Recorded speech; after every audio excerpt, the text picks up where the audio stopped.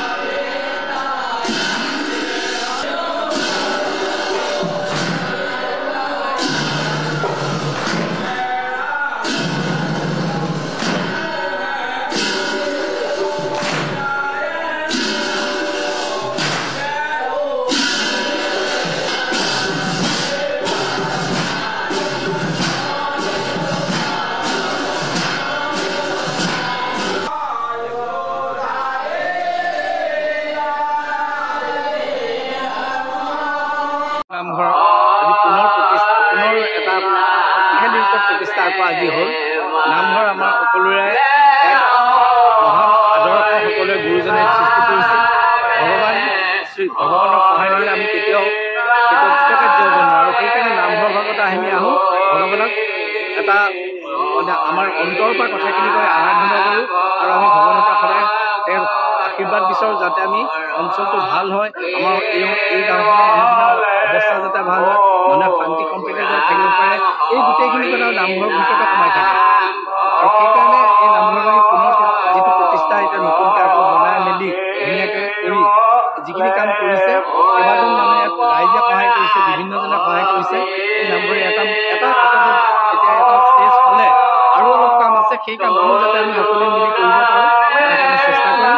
আৰু এই নামঘৰ বুলি এই অঞ্চলৰ এটা মানে আদৰ্শৰ প্ৰতীক হিচাপে সদায় থাকিব, আজি থাকিব, আগলৈ থাকিব আৰু ভৱিষ্যতেও এই নামঘৰ সদায় থাকিব। গুৰুজনাৰ যিটো সৃষ্টি, এই সৃষ্টি কেতিয়াও অথলে নাযায় আৰু ইয়াক আমি সদায় মেইনটেইন কৰাৰ ক্ষেত্ৰত আমি সদায় চেষ্টা কৰিম। মই আমাৰ ফালৰ পৰা অভিনন্দন জ্ঞাপন কৰিছোঁ।